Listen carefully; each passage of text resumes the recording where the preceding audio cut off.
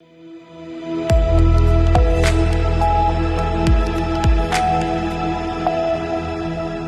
के बाद फिर एक बार स्वागत है आपका सी न्यूज भारत पर। आपके साथ मैं हूं शिता तिवारी। रुक करेंगे खबरों की तरफ।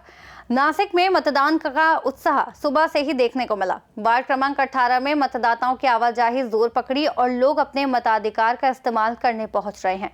नासिक शहर में दोपहर 12 बजे तक कुल 14.11% मतदाता मतदान कर चुके थे। जैसे जैसे समय बढ़ा, मतदान की रफ्तार में इजाफा हुआ और दोपहर 5 बजे तक कुल मतदान 23.23% तक पहुंच गया। वार्ड 18 में विशेष रूप से भारी भीड़ देखी गई, जहां मतदाताओं की कतारें लंबी समय तक बनी रहीं। कई मतदाताओं ने बताया कि मतदान प्रक्रिया सहज और व्यवस्थित थी, जबकि प्रशासन ने मतदान केंद्रों पर सुरक्षा व्यवस्था को बेहतर बनाने के लिए अतिरिक्त पुलिस और स्टाफ तैनात किया। मतदान की इस बढ़ती गति से चुनाव अधिकारियों का कहना है कि शाम तक और अधिक प्रतिशत में वोटिंग होने की उम्मीद है और शहर के विभिन्न हिस्सों में मतदान जारी रहेगा। मतदारांना काय आवाहन करणार? मतदारांना आव्हान मी हेच करणार की मागचे 5 वर्ष पाहून पुढचे 5 वर्ष द्या, कारण प्रभागाची अवस्था, प्रभागाची सोडावं, नाशिक शहराची अवस्था, पावसाळ्यात पाणी नाही लोकांच्या घरी, रस्त्यामध्ये खड्डे का खड्ड्यात रस्ते कळत नाही, गार्डनची हालत अतिशय बेकार, यंग पोरं नशेच्या आहारी जात आहेत, ड्रग्स खुलेआम विकले जात आहेत। त्या सरकारच्या काळामध्ये काय चाललंय यांच्या पाठीवर स्वतः शबासकी देत फिरत आहेत। जनतेने ठरवावं की आता जो तुमच्या संपर्कात राहिला, त्याचं कॅरेक्टर चांगलं राहिलं, जो सतत तुमच्यासाठी काम करत राहिला, त्या माणसाला निवडून दिलं पाहिजे। या 15 दिवसाच्या खोट्या भूलथापांना बळी नाही पडलं पाहिजे। बरं, आता इथे जे चाललेलं आहे, पैशाचा जे विषय निघालेला आहे किंवा पैसे इथे जे पकडले, त्याच्याबद्दल तुम्ही काय म्हणू शकता? तो खुलेआम रात्रीपासून बाजार चाललाय, पण सरकार त्यांचं आहे ना, त्यांना सरकारला सामदाम दंड भेद मधला हा दाम दिसतोय, तो दाम तो लोकांना दाखवू राहिले, ते खुलेआम चाललंय, गाड्या भरू पकडल्या गेल्या गाड्या। तुम्ही मतदारांना काय आवाहन करणार? तुमच्या मतदारांना एकच सांगणं आहे की धनशक्ती विरोधात या ठिकाणी आपण बघितलं, आता या व्हिडिओ घेतलेला आहे साहेबांनी आपल्या चॅनलनी, इथे पैसे वाटताना खुलेआम ना बीजेपीचे लोक या ठिकाणी पैसे वाटत आहेत आणि यांचं दर वर्षाचं आहे। या पद्धतीने जर पैसे वाटून जर मतदान होत असेल तर लोकशाही ही धोक्यात येणार आहे, या देशातलं संविधान धोक्यात येणार आहे। हे संविधान मोडीत काढण्यासाठी यांनी हा प्रोग्राम राबवलेला आहे। तर या पद्धतीने यांची जागा जनतेने दाखवली पाहिजे। जनतेनं एकच सांगणं आहे की ज्या पद्धतीने पैसे देऊन आपली मतं, जी गरिबाला देखील संविधानाने एवढा अधिकार दिलेला आहे आपल्याला, पूर्वी आपल्याला मतदान करण्याचा अधिकार नव्हता, इंग्रज सरकार होतं तेव्हा, आता आपल्याला घटनेच्या माध्यमातून, संविधानाच्या माध्यमातून डॉक्टर बाबासाहेब आंबेडकर आणि सर्व महापुरुषांनी या ठिकाणी संविधानामध्ये तरतूद केली आणि आपल्या गरिबाला देखील एक मताचा अधिकार आहे। टाटा, बिर्ला, अंबानी, अडाणीला सुद्धा एक मताचा अधिकार आहे आणि तो अधिकार बजावल्यानंतर आपला सेवक आपल्याला निवडून द्यायचा आहे। परंतु यांनी, बीजेपीच्या लोकांनी या ठिकाणी ज्या पद्धतीने पैसे वाटून मतं विकत घेण्याचं काम चालू आहे, तर लोकांनी ही गोष्ट लक्षात ठेवली पाहिजे। यानंतर लोकांनी यांना एकाही माणसाने, एका आपल्या जनतेने एक सुद्धा माणसाने यांना मतदान दिलं नाही पाहिजे, याची काळजी घ्या। आणि या ठिकाणी शशिकांत सुखदेव उनवणे आहे, कायद्याचे सल्लागार आहेत, कायद्याचे तज्ञ आहेत, त्यांना या ठिकाणी आपल्याला निवडून द्यायचं आहे, तर या लढाई आपल्याला लढता येतील। जय हिंद, जय भारत, जय महाराष्ट्र। इथून पुढे मतदारांना तुमच्याकडनं काय अपेक्षा असेल? मतदारांना विकास हवाय प्रभागात, आणि आता जवळपास लाईट, पाणी, विजेचे प्रश्न जवळपास सुटलेले आहेत। रस्त्याचे फक्त खड्डे वगैरे बुजवणे आणि डांबरीकरण करणे व्यवस्थित, त्यापेक्षा कॉन्क्रीटीकरण करणे, या गोष्टीवर जास्त भर देणे आवश्यक आहे। आणि कुंभमेळ्यात ती गोष्ट होण्याची शक्यता जास्त आहे। आणि बाकीचे आता आधुनिकतेकडे वळायला पाहिजे। आपल्या बेसिक गरजा आपण भागवलेल्या आहे जवळपास, तरण तलाव असतील, आधुनिक अभ्यासिका असतील, कॉम्प्युटरायझेशनचा जमाना आहे, त्यानुसार आपल्याला आता काळानुसार बदललं पण पाहिजे। अशा सर्व आधुनिक पद्धतीने आपण लोकांना शिक्षणाच्या दृष्टीनं ठीक आहे. C news Bharat, Shashikant Gawande. एक बाईट द्या. तुम्ही मतदारांना काय आव्हान करणार तुम्ही? भ्रष्टाचार मुक्त नाशिक महानगरपालिका जर करायची असेल तर या ठिकाणी धनशक्ती विरुद्ध ती जनशक्ती आहे, त्या जनशक्तीचाच लोकांनी या ठिकाणी स्वीकार केला पाहिजे. कारण आपण बघत आहात की या नाशिक शहरामध्ये प्रत्येक ठिकाणी आता इथं बघत असेल तुम्ही, इथं आपण बघा इथं भाजपाच्या लोकांच्या गाड्यांमध्ये पैसे सापडून राहिलेले आहेत. आता ह्या अशा पद्धतीचं वातावरण या ठिकाणी होत असताना लोकांनी काय या लोकांकडून प्रबोधन घ्यायला पाहिजे किंवा कशा पद्धतीचे उमेदवार असले पाहिजे?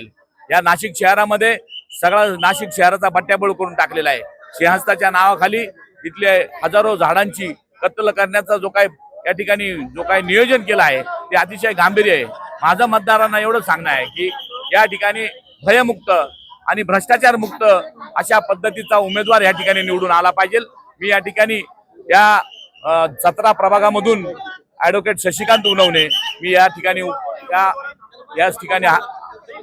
उमेदवार म्हणून उमेदवारी करत आहे. या लोकांना सर्वसामान्य लोकांना या ठिकाणी ज्या पद्धतीने या ठिकाणी छळल्या जात आहे ती छळवणूक, ती जी पिळवणूक आहे ती यापुढे होता कामा नये. धन्यवाद. जय संविधान. Shashikant Gawande, C news Bharat, Nashik road. या ठिकाणी आज जी मतदानाची जी दिंडी चालू आहे, भारत हा एकमेव देश असा आहे की 1928 सालापर्यंत कुठल्याही स्त्रीला मतदानाचा अधिकार नव्हता. परंतु भारत हा एक देश असा आहे की स्वतंत्र झाल्याच्या पहिल्या दिवसापासून संविधान निर्मात्यांनी ह्या भारतातले प्रत्येक नागरिकाला, स्त्रीला, विशेषतः स्त्रीला मतदानाचा अधिकार दिला. हाच एकमेव देश असा आहे की ते पहिल्या दिवशी अधिकार दिलाय आणि हाच एकमेव देश असा आहे की इथे मतदान विकलंही जात आहे. त्यामुळे मी सगळ्या नागरिकांना हे आवाहन करतो की कुठल्याही पैशाची देवाणघेवाण न करता बाबासाहेबांनी जो तुम्हाला संविधानिक अधिकार दिला आहे त्या संविधानिक अधिकाराचा वापर करून आपलं मत हे आपल्याप्रमाणे द्या. कुठल्याही उमेदवार, ज्याप्रमाणे आता आपण पाठीमागं बघतोय पैशाची देवाणघेवाण होते, एक गाडी पकडली त्यात हजारो रुपये सापडले, 2 कोटी रुपये सापडले आहेत. तर भारतातल्या किंवा माझ्या प्रभाग क्रमांक 17च्या नागरिकांना मी एक आवाहन करतो की आंबेडकरांनी दिलेला संविधानिक अधिकार तुम्ही स्वतः बजावा, कुणाच्याही पैशाला बळी पडू नका. धन्यवाद. जय भीम, जय संविधान. Shashikant Gawande, C news Bharat, Nashik road. घेऊ थांबत. आज खऱ्या अर्थानं बाबासाहेब आंबेडकरांनी जो संविधानातून जो अधिकार दिलाय मताचा, प्रामाणिकपणे इथली प्रभाग क्रमांक 17 मधली जनता तो मतदानाचा अधिकार बजावत असताना जातीवादी बीजेपीच्या लोकांनी इथे पैशाचा सर्रास वापर केला आहे. त्याचप्रमाणे इथे त्यांच्या गाड्या सापडलेल्या आहे. अजून त्यांच्यावर कुठल्याही प्रकारची कारवाई झालेली नाही. मी सर्व प्रभाग क्रमांक 17 मधील नागरिकांना, मतदारांना आवाहन करतो की बाबासाहेबांनी दिलेला मतदानाचा अधिकार कुठल्याही आमिषाला बळी न पडता आपण आपल्या मतदानाचा अधिकार बजवावा व अशा जातीवादी लोकांना काढून टाकावा. धन्यवाद. जय संविधान. काय आव्हान करणार आता तिथे यायचं? हे मतदारांना आव्हान म्हणजे कमळाला मतदान द्या, विकास करून द्या आणि आम्हाला सर्वांना साथ द्या.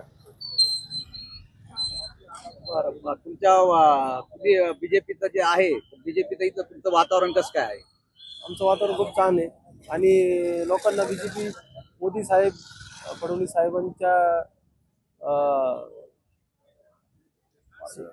मार्गदर्शनाखाली आमचं पॅनल उभं आहे. बोला. आतापर्यंत जो आपल्या सर्व नाशिक प्रभागामध्ये, नाशिक पूर्व प्रभाग क्रमांक 18 मध्ये मतदारांचा बीजेपीने जे मागील 5 वर्षात जे काम केलंय चांगल्या प्रकारे प्रतिसाद लाभतोय. प्रचंड असा लोकांचा प्रतिसाद या ठिकाणी मिळतोय. कमळ ही निशाणी, चारही पण उमेदवार जोरात या ठिकाणी चालू आहे. चांगला प्रतिसाद या ठिकाणी लोकांचा मिळतोय. या ठिकाणी आता महापालिकेची निवडणूक होऊ घातलेली आहे. जर उमेदवारांनी जर चांगल्या पद्धतीने काम केलेलं असेल तर मला तरी वाटतं का आजच्या घटनेवरून पैसे वाटण्याची कोणाला गरज भासणार नाही. जी लोक सत्तेमध्ये 30-35 वर्ष आहे आणि स्वतःला या प्रभागातील मातब्बर उमेदवार आणि काम करणारा उमेदवार स्वतःची पाठ थोपटून घेणारे असतील, परंतु शेवटच्या अंतिम टप्प्यामध्ये जर लोकांना प्रलोभन दाखवून पैसे वाटप करून जर सत्ता काबीज करत असेल तर कुठेतरी ते कामामध्ये कुचकामी पडता असा माझा या ठिकाणी सवाल आहे. आणि म्हणून मी मतदारांना नम्रपणे आवाहन करेल की आपल्या प्रभागातील जे काही चांगले तरुण होतगुरू आणि सगळ्यांच्या आवाजाला हो देणारे आणि सुखदुःखाला धावून जाणारे अशा उमेदवाराच्या पाठीशी आपण जा, त्यांना या प्रभागाची सेवा करण्याची संधी द्यावी असं मी या ठिकाणी नम्र असं आवाहन करतो. सी न्यूज संवाददाता शशिकांत गवांडे, नाशिक. नासिक से सी न्यूज संवाददाता शशिकांत गावंडे की रिपोर्ट। नासिक में मतदान उत्सव और बढ़ते मतदान प्रतिशत के बीच शहर का राजनीतिक माहौल अब तक शांतिपूर्ण और व्यवस्थित बना हुआ है। फिलहाल इस खास रिपोर्ट में इतना ही। देश और दुनिया की तमाम बड़ी खबरों के लिए आप देखते रहिए सी न्यूज भारत।